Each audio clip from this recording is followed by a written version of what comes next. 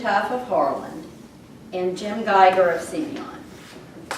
Both of these gentlemen were masters at attracting top talent, leveraging that talent, and retaining that talent to achieve business results. So what's their secret? What's the formula for using your culture as a competitive advantage to attract and retain top talent? Essentially, what were they doing to attract like honey and have them stick like glue? They attracted like honey and they stuck like glue. So today I have a 4-part formula that I'll be sharing with you about how to do just that, to build a culture that is a competitive advantage. It's rare to find that. Would you agree? Yeah. So we're going to work with that acronym of RARE. And so the R stands for recruit, cultural fit. It stands for align everyone. The A stands for align everyone to your mission, vision, values. The second R stands for reinforce your commitment to development. And the E stands for engage employees. So let's start with recruit for cultural fit. So I know that all of you are screening candidates and recruiting for job fit. I'm assuming that HR has identified what are the essential skills, the technical knowledge, the experience that's needed for a candidate to present. However, one of the leading causes of turnover is a lack of cultural fit. So, you can start by identifying what are the unique facets of your culture.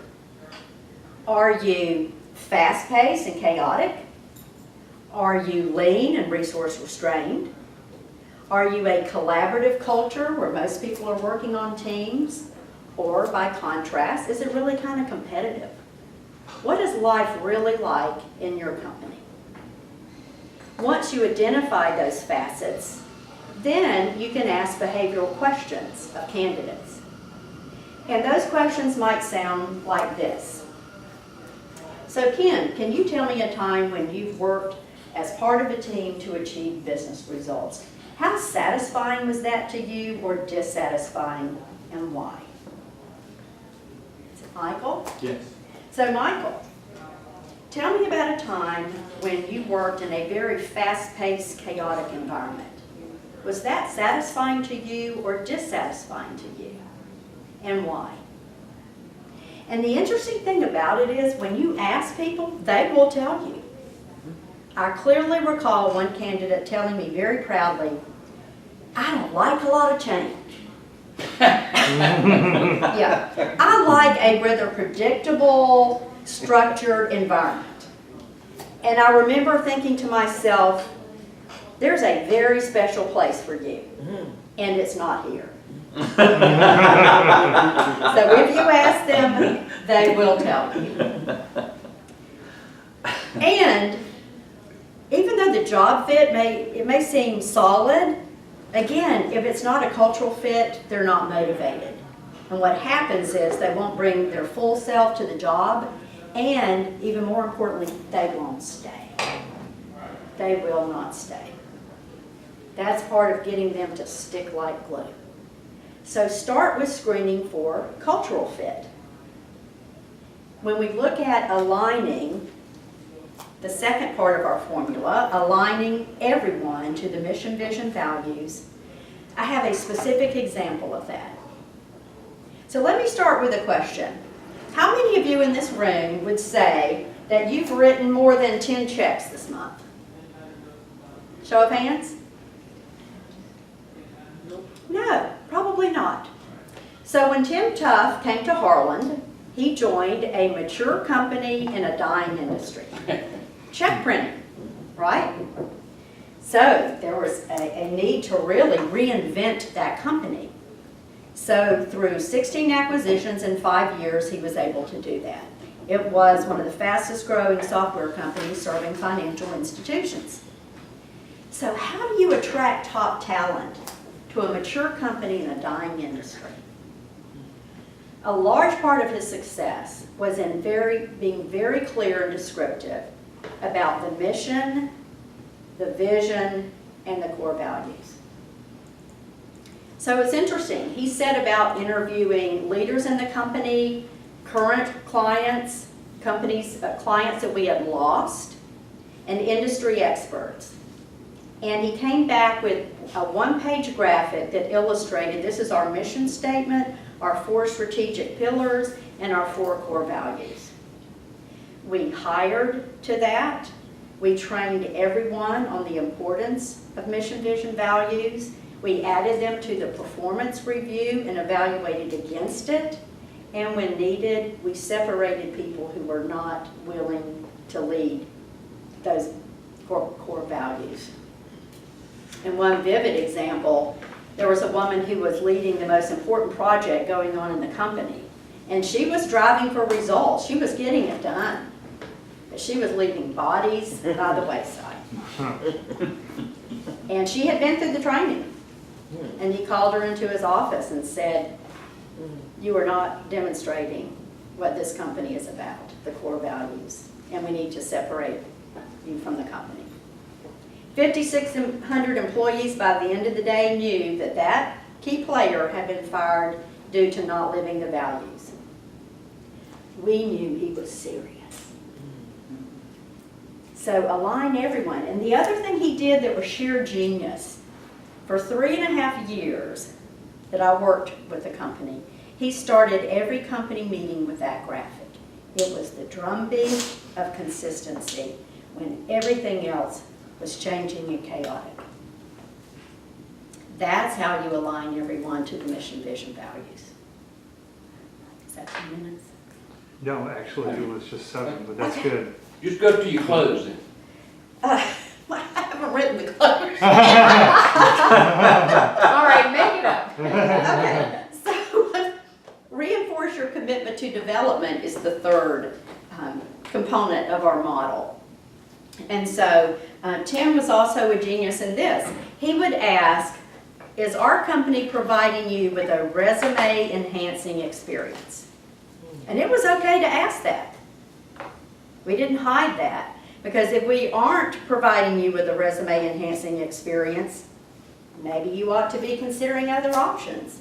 Or maybe you should speak up so that we can provide that. And he also said, if I stop you in the hallway, and I may, I'm going to ask you, what 3 things are you working on? And you should be able to articulate that and tell me. So everyone had access to development. And in fact, the C-suite was very involved in mentoring, our mentoring program. And that program was so successful that after a year, I couldn't separate them. Like, it's a year engagement, you're broken up now, I need the C-suite to take on a new mentee. Many of them said, this relationship is so close that I will continue to mentor this person and I'm willing to take on a new coachee. And what was interesting is when it came time for me to match the CEO with his mentees, I came forward with 2 names and he said, no, you're not leveraging me. I came forward with another 2 names, no, still not leveraging me appropriately. And he didn't give me feedback, so I'm trying to be psychic and read the tea leaves of what's leveraging him appropriately. I finally started kind of figuring this thing out. I went to him with the name of a woman and an African American leader. And he said, now you're leveraging me appropriately. That is a commitment to development in a way that really makes a difference. So reinforce your commitment to development. Good. Thank you, Denise. All right. Good. Hold on. Tell us what you like, what you thought, how do you like it? Well, so what I liked about it was that, you know, the stories seemed to flow I didn't get too caught up in, oh my God, where am I next and where do I need to go? So the content's kind of falling into place for me. So that's good. I didn't feel too uncomfortable with that yet, even though it's evolving as we speak. So I was glad of that. It may have seemed choppy to you and that I wasn't sure, but for the most part, I was sure of where I was going with the content. Okay, anything you would have liked to have done better?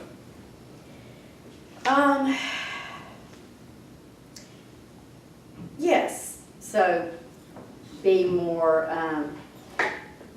make movement purposeful. And I'd like your feedback on pace, because there are a couple of times I got tongue-tied, but I don't think I would have slowed it down. And did the pace ever vary? So that's Okay, what I'm wondering. all right. Go ahead, Lord Soffer. I was just gonna say, like, Stay right up here. when you Okay. were, I kind of like, I actually like the pace because you were like, it was, you hit us with like some good, like, little things, like the honey thing, that was good. But it felt like you were telling me a story, and you're allowing me to reflect and think about, I was able to like put myself, I started to visualize, I could visualize some of those questions, like my own experiences, and it kind of was like an aha. So I thought it was nice. Thank you. Denise, I think that I love specifically, I love the clarity of the message. I mean, to me, it was very clear what you tried to convey. There was no confusion at all. I love how you started your opening. I met these two CEOs, and these guys, they changed the way that I thought about HR and about recruiting and talent and so forth. And I thought that your rare, the anagram, is that anagram? Acronym. The acronym, that's right. The acronym was clear in what you wanted to convey. Now, how long is your real presentation? 45 minutes, an hour? It's 45 and then time for questions. Okay, and so the 45 minutes is going to be devoted, to the development of the rare acronym. It is. Okay, and then some stories. You're going to And need some stories. And Okay. what I think I am going to do, so he said 65 to 100 people will be in the audience. Okay. So I toyed with, but I am, and I didn't say this in the content, but after each one of them, I'm going to say, go to your worksheet and identify your unique Okay. cultural Okay, facets. that's good. Go to your worksheet and identify what is your mission, vision, values. Okay. How are you cascading that? So I am going to include, But have it some was- interactivity. It was Yep. great. That's good. Thank you. You were very warm and very comfortable with yourself, so I was at ease. So I really Yeah. appreciate that. Good. You're a clear, good flow of information integrated with real-life examples and stories. That helped a lot because I didn't really care as much about the information, but when you put a story to it, then I was like, oh, okay, I get it. I like that. Good. The last line of your introduction was fabulous. I loved it. Just wondering about care versus rare, because you are talking about Good. cultural fit.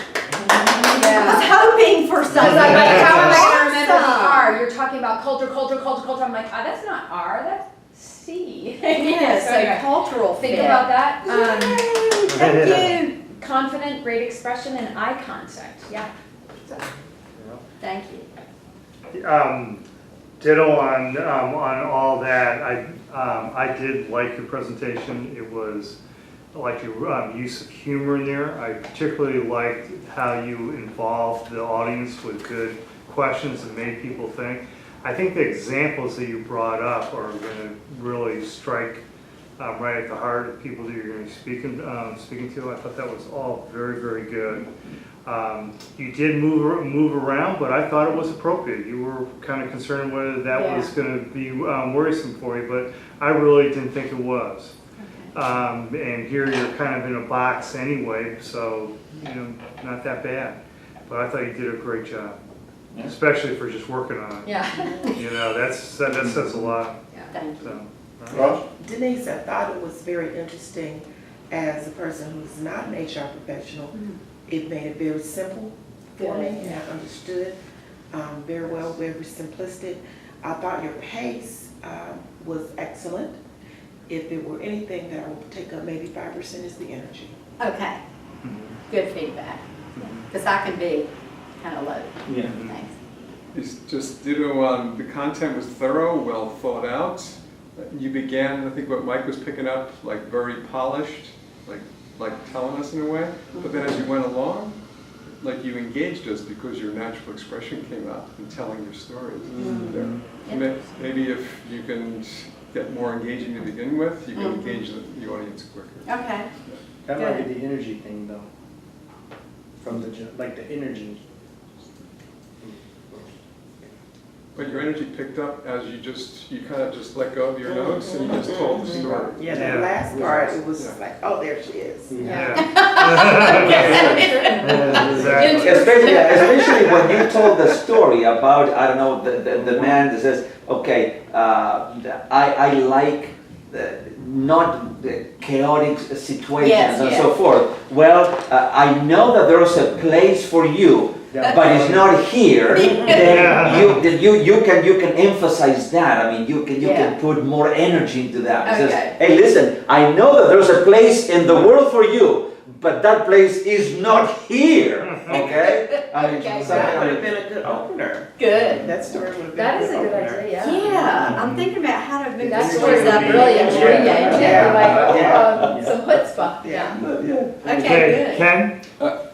Kevin started off this morning telling us that last year, it was your first presentation you'd ever given. Yes. It was so obvious to everyone here, but this was not your Right. first Right. presentation. Yeah. I mean, Thank you. you came across right up front as doing what you were doing. Yeah. Just a seriousness. I love the smile, the comfort level, the eye contact. There's a couple things with eye contact. Is one, making sure you look at everyone and then hold it on everybody long enough for people to say, Mildred, the man is talking to me. And you did that. The good articulation, I thought your volume was good. I like, you like the attract and stuck, or? Yeah, Yes, yes. track like honey, stick like That glue. was Right. The movement, I have to put that as a positive. Okay, I good. had no problem. No one wants to see somebody just stuck in one spot like their feet's in cement. Show them that you can move around a little bit. You did that. I agree with Keller. I think Carrie would be a better approach. Facial expressions. You had facial expressions throughout. I would watch for a little bit of too much of a nod in your head, like, please agree with me. That's a good catch. Lots of rhetorical questions. You didn't want them to answer everything, and they knew that. So great use of that. I thought your pace was fine. Good pauses. Use people's names. Just a lot of things like that that really work well. I also would concur a little more energy at times would add to it. I love the humor, particularly the I want to add changing. more I to wouldn't. it, just 'cause Yeah, I love you. I know. Thinking that I was interviewing some people back, some training. I was hiring some people in Washington D.C. for a sales job. Interviewed this young woman and asked her traditional questions of strengths and weaknesses. And I asked her. I said, "Well, what would you say is your greatest weakness?" She said, "Laziness." And I thought to myself, "Nope, judgment." That's good.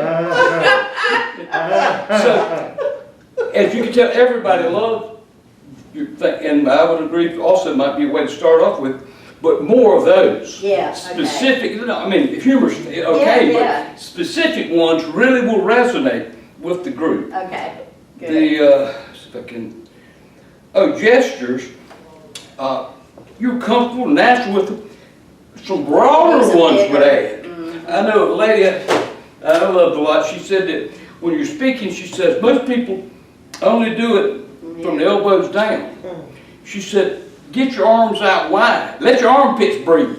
Well, she said, Let your armpits breathe. and what that does, it demonstrates confidence. You think about it, someone who's not very comfortable with who they are, what they're talking about, they want to be as small as possible. I don't want to hurt anyone. But when someone is fully confident, they take up a lot of space. And the more I could space you take up Definitely. and move around without being too much movement, Right. indicates to the audience this person is very confident in what she's talking about. So that'd be a way to add to it. Let's see what I said here. Good. A little bit of looking down in your transitions. That's a common mistake we make people when they get ready to go, not sure where they're going to go next. They're like, either look up or look down. Like, what the hell am I going to say next? I got cue cards here on the floor. So it's something to watch for. Okay, ooh, that's good. But you had a great posture throughout. I love the one on your, one time you were talking about something and you leaned forward and you said, we knew he was serious. Yeah. Yeah. I love Yeah, that. yeah, that's very good. Yeah. But I thought you did an excellent job. All right, sounds good. Thank you. Perfect, Pass her perfect, Sheets perfect. into her. Thanks. That was good feedback. Good. Here we go. Who passes? Denise, the professional recruit.